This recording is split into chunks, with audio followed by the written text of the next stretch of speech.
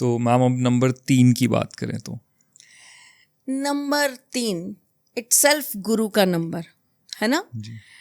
ऐसा व्यक्ति स्वभाव से, मन से, आत्मा से, सोच से अपने आप में ही गुरु होता है, मतलब लोगों को अच्छी एडवाइस देने वाला होता है। ऐसा व्यक्ति अपने आप ही लोगों को कुछ ना कुछ सिखाता है, कहीं ना कहीं सिखा रहा होता है। उसकी किसी ना किसी चीज से आप कुछ सीख ही लोगे। अगर वो सपोज करिए सब्जी भी काट रहा है ना 3 नंबर वाला, तो आप ये देखोगे अरे यार इनकी सब्जी कितनी परफेक्शन से कट रही है, तो आप वो परफेक्शन लाना सीख लोगे जी। 3 नंबर वाले जो व्यक्ति होते हैं ना, उनकी हर चीज में से कुछ ना कुछ विशेषताएं लोग अपनाने में आ ही जाते हैं। आप कैसे बैठे हैं, आप कैसे उठते हैं, आप पानी कैसे पीते हैं, एक होता है ना, आपने सामने वाले को देख देख कर ही इंस्पायर्ड हो के वो चीजें सीख ली जी। तो 3 नंबर वालों का व्यक्तित्व ही ऐसा होता है कि वो आपको चाहे बातों से ना सिखा रहे हो, अपने ज्ञान से ना सिखा रहे हो, लेकिन वो किसी ना किसी चीज से आपको सिखा जाएंगे। वो बहुत अच्छे टीचर है। और टीचर का काम ये नहीं है कि वो केवल आपको किताबी ज्ञान दे रहा है, टीचर आपको बहुत कुछ सिखाता है अगर वो अच्छा गुरु है तो।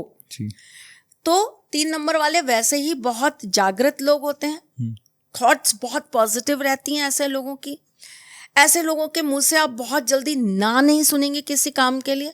वो पहले काम को करने में विश्वास करते हैं। 3 नंबर वाले हमेशा इस चीज पर बिलीव करते हैं कि किसी काम को करके देख लीजिए, ज्यादा से ज्यादा क्या होगा, हम उसमें फेल हो जाएंगे जी। कोई बात नहीं, फिर प्रयास करेंगे। तो एक पॉजिटिव अप्रोच होती है 3 नंबर वालों की हमेशा जी। है ना।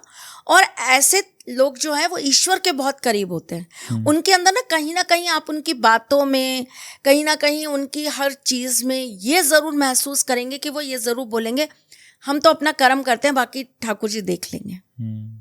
हम तो करते हैं, बाकी ईश्वर हैं, वो अपने आप हमें रास्ता दिखाएंगे। ईश्वर साथ खड़े हैं तो हमारा काम हो ही जाएगा। मतलब हमेशा कहीं ना वो ईश्वर के साथ अपने आप को जोड़ के चलते हैं। उन्हें हमेशा ऐसा लगता है कि ईश्वर की एक ब्लेसिंग उनके सिर पे हमेशा बनी हुई है। ये है 3 नंबर वाले। अब 3 नंबर वालों को जब कोई मैनिफेस्टिंग करनी है, उनके लिए सबसे बढ़िया जो टाइम होता है ना मैनिफेस्टिंग करने का, वो होता है सुबह सवेरे का, अर्ली मॉर्निंग। ठीक है। जब सूर्य उग ही रहे हों तब आप करिए। तब आपके पास में जो कार्य करने का टाइम है उसमें आपको क्या करना है, एक तो ये किसी भी दिन पूजा कर सकते हैं। ओके। किसी भी दिन, मतलब ये उपाय कर सकते हैं, किसी भी तिथि को कर सकते हैं जी। सिर्फ शर्त इतनी है कि जब ये चीज करें तो ये ऑरेंज कलर का कपड़ा पहने। ओके। ये ऑरेंज कलर का कपड़ा पहनकर ये वाली विधि को करें। ठीक है, उपाय को करें। अब इनको करना क्या है, सुबह सवेरे उठना है, एक लोटा लेना है जल का, उस जल के लोटे के अंदर इनको थोड़ा सा गंगा जल मिला लेना है। ठीक है। ठीक है, और सूर्य की रोशनी में उस पानी को रख देना है। रखने के बाद में आप करीबन 2 घंटे बाद, जैसे अगर आपने 5 साढ़े 5 बजे रखा तो आप 7:30 बजे वो लोटा उठा लीजिए। अब आपको दिन में करीबन 3 बार उस जल के अंदर अपनी मनवांछित मनोकामना बोलनी है। सेम डे में। ठीक है। जैसे आपने उसी समय उठा के अपनी मनवांछित इच्छा बोल दी, फिर आपने ढक के उसको रख दिया, फिर आपने दिन में 1-2 बजे फिर वापस से अपनी मनवांछित इच्छा बोल दी, फिर आपने उसको ढक के रख दिया, फिर आपने रात को सोने से पहले अपनी मनवांछित इच्छा बोली और उसको ढक के रख दिया। ठीक, अब नेक्स्ट डे मॉर्निंग में उठ के नहा धो के फिर वही मैं आपको बोलूंगी, ये काम होगा सुबह 5 बजे से 7:30 बजे के बीच में ही। सूर्य की तपन आ गई तो आपकी ये चीज नहीं हो पाएगी, ये शर्त है मेरी आपसे। अब आपको क्या करना है, आपको वो जल ले जाकर किसी भी वृक्ष में डाल देना है, पौधे में नहीं, वृक्ष में।